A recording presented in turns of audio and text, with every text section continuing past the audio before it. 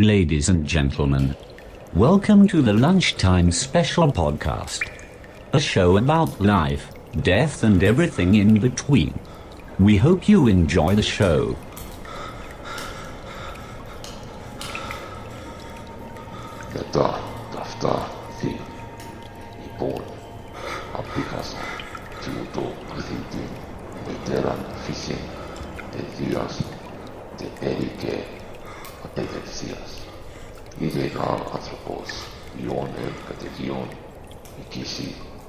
And now, I said, let me show in a figure how far our nature is enlightened and unenlightened.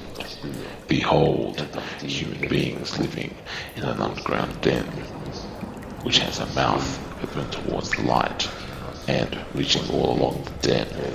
Here they have been from their childhood and have their legs and necks chained so they cannot move and can only see before them, being prevented by the chains from turning round their heads. Above and behind them a fire is blazing at a distance, and between the fire and the prisoners there is a raised way, and you will see, if you look, a low wall built along the way, like the screen which marionette players have in front of them, over which they show the puppets. I see. And do you see, I said, men passing along the wall, carrying all sorts of vessels and statues and figures of animals made of wood and stone and various materials which appear over the wall. Some of them are talking, others silent. You have shown me a strange image, and they are strange prisoners. Like ourselves, I replied, and they see only their own shadows, or the shadows of one another, which the fire throws on the opposite wall of the cave. True, he said. How could they see anything but the shadows if they were never allowed to move their heads?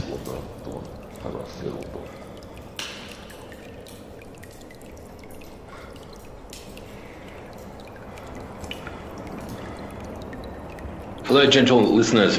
Today, East meets West, as Atish and I will discuss Illusion and the Allegory of the Cave by Plato. Also, we'll be looking at illusion from the glass of perception of human beings, how we perceive the reality around us, where we will be digging down into Plato's idea of reality, and then the same context we'll try to look into from the yogic perspectives, that how reality differs from illusion on multiple layers. So in the Allegory of the Cave, we have people tied and bound by the legs and the neck, and they're sitting in a cave deep underground, and they're looking at shadows being cast at the wall in front of them. They've been there since childbirth, so all they know are these shadows. So they perceive it as being real, that is the show, that is reality right in front of them. Later in the allegory, you realize there are people behind casting these shadows. And if these poor people tied there are freed and realize that they've actually been living a lie, well, it changes their world. Now, imagine if these people went back to the chained individuals and said, hey, life is different. This is not true. These are all shadows and illusions. What would happen? Would people be happy? Or would they actually turn around and say, you're mad. This is reality. This is what I see every day of my life. So, where do we go from there, Tish? It's quite interesting. I was reading an article about that whatever we see in the moment through our eyes or hear through our ears, that event is already past in space and time. So the sunrise, which we see, we have already passed almost approximately 8 minutes till the time it reaches to us. So the moment we perceive that reality, that was mere shadow in a way, or projection of something which already happened somewhere else in a different form. In Allegory of the Cave of Plato, he is trying to distinguish, what I'm actually drawing out of it, is that what we perceive and what is reality, they're far apart. In the cave, those chained and only are able to see the shadows being carved on the wall. They are chained in a way that they cannot turn their head around to see what is causing this projection. So all they know is the projection, that shadow in their mind. So they deal with their daily reality in form of those shadows and not form of those objects which has caused those shadows. If we contextualize that in today's world, the media, news channels, movies, and many more windows through which we interact with reality. We perceive reality in the glass of somebody else. That is how it is projected to us to understand. We do not witness that real event. We do not know what factors are responsible to cause those events to happen. All we know is what is projected upon us, driven by certain interests. So the allegory of the cave of Plato is equally relevant, or even exponentially relevant in today's society, the way we are perceiving the reality. So Spiro, if you can put some more light, getting back into the time, imagine we are in the time of Plato. He was a disciple of Socrates. How these situations were, the society, the political situations, the law system, and how Plato got motivated to reach to this kind of enlightened ideas. Having Socrates as a teacher would have been a great start for anyone. But ancient Greece, we're talking the city-state of Athens, actually, philosophy was valued, and it was a bit of almost a tourist trade. You could travel to other places of Hellenistic area of the Mediterranean, to even to southern Italy or Syria, and people exchanged ideas. Philosophers debated, and so there was a culture of sharing ideas and really thinking things through. He didn't come out of a void. He came out of a lineage of, he is sometimes described as being almost Pythagorean. So he may have had his ideas from Socrates as well as Pythagoras. So this continuum of ideas is being built on, literally building on the shoulders of others. Now, at the time, we're talking about a city-state where they had a form of democracy. It's not what we think democracy is with our modern eyes. You used shards of clay from broken vases, the ostraka, to basically ostracize, to remove individuals you don't want. It wasn't really a voting system to get your favorite candidate in. It was more like, I need to eliminate my opposition, as well as people who may not be necessarily good for the city-state. Same political stuff. Yeah, so basically what we do now, just in a different way. You get rid of the opponents. But it was a start. At least it asked people for, a bit of an opinion. What do you think? Should we collectively agree that we need to get rid of Mr. Timaeus here because we don't like his political views? And they would. The idea that people's opinions mattered, people considered what it was to think about things. And also they came from a basis where the subconscious and the metaphysical world and the physical world were linked. There wasn't a disconnect. So if you were going to speak in an allegory which spoke like as the cave allegory, the ideas weren't foreign.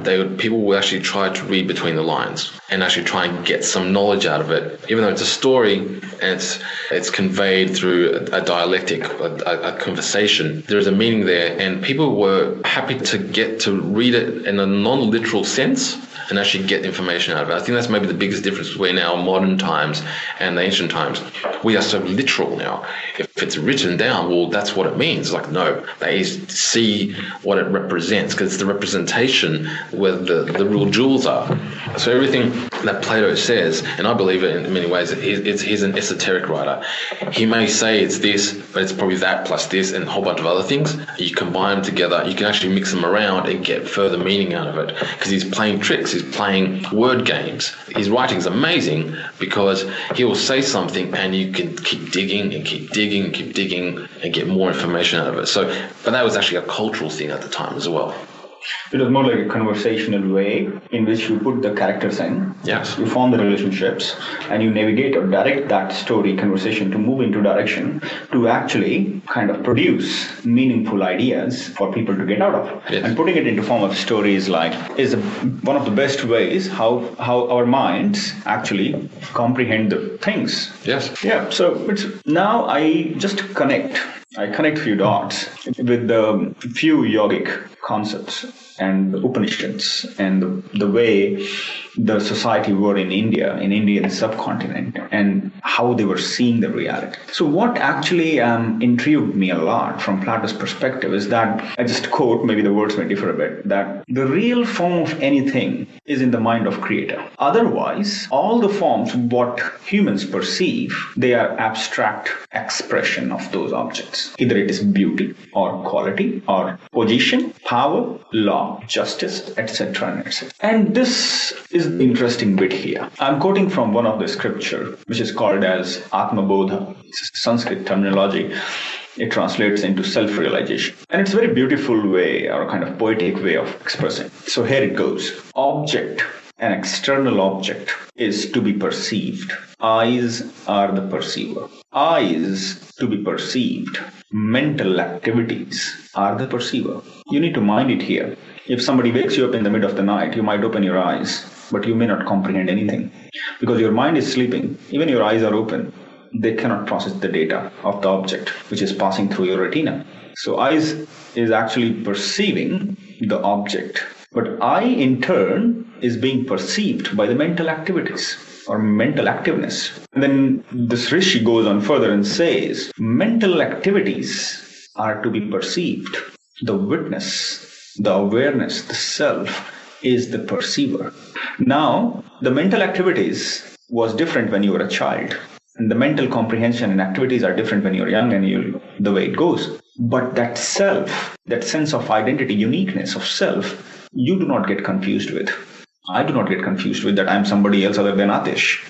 Mental activities are being perceived by an awareness, which is actually, there is a separation. Then the question comes, who is perceiving the perceiver? And this bit, that is where I find it very exciting, that Plato is saying the same words in a different terminology, that the real form is only in the mind of creator. And the real form is only in the mind of who is perceiving the perceiver, the awareness. Because whatever we are seeing through eyes, they are merely projection of light, reflection of light. Mental activities, they are borrowed ideas. They learn from behavior, they learn from books, they learn from people. And awareness is something which is like an engine which is facilitating it to happen. So, and that is where the illusion comes into place. We say, for example of mirage. You see water in the sand which is not there. You see a person, you draw certain facts, but when you interact, you realize this person is completely different than what I actually judged him in advance or her in advance. Or let's take it to the next level. If a person is reacting in a way, or the person's personality is in a way today, and you are interacting with this person, and this person is, this how he or she is reacting. But something happens to this person's landscape of mind and awareness, and after a few years when you meet this person, it is a completely different person. So even if you interacted with this person very closely and you drew certain facts about him or her, you became false because this person got changed with his circumstances and all. So this idea of reality is really, really fascinating. Well, if you think about it, what is reality is... Actually, no, there's a deeper question. There are multiple realities. Which layer of reality is either true or the origin of the projections? So going back to the cave, to the people chained, realities are the shadows. That's all they know. But then the people who are the puppeteers casting the shadows, their reality is they know that their reality is better than theirs or truer because they're the ones casting the shadows. But when freed from the bonds, and if they escape from the cave and have anavasis, which is the word for ascending, so ascend to the ground, up to the land above, then they realize the cave itself is not even the real world because there's an entire world there. And then you do the opposite, which is katabatic, which is go back down, and you tell people, hey, reality is something totally different. So now at what stage is reality true? Technically it's true at all stages because at that level of perception, that's all they know until you've proven wrong by experience or by perceiving something greater. So it's multi-layered and all interwoven, entangled. Because everyone's actually interacting with each other in a certain way. The puppeteer casting the shadow thinks the world is the cave itself, but he has no idea of the land above. So he hasn't made the anavasa, the ascendance. He hasn't stepped out of the cave. He thinks the cave is it. So even at that level where he may be think he's superior, thinking, look at me, I'm the one casting shadows. I am manipulating the person in front of me. I'm holding up a book and they think that shadow is the book, but I've got the real knowledge in my hand. He's equally false because he doesn't perceive himself that the cave is the illusion too. So exactly, the creator, the one, the origin would have perception of all the layers of consciousness, all the layers of perception. So it's multi-tiered. So it's quite interesting, just extending the same thread. So imagine the person who is casting those projections, the shadows. He is thinking, or this group, ultimately in society it would translate into political group.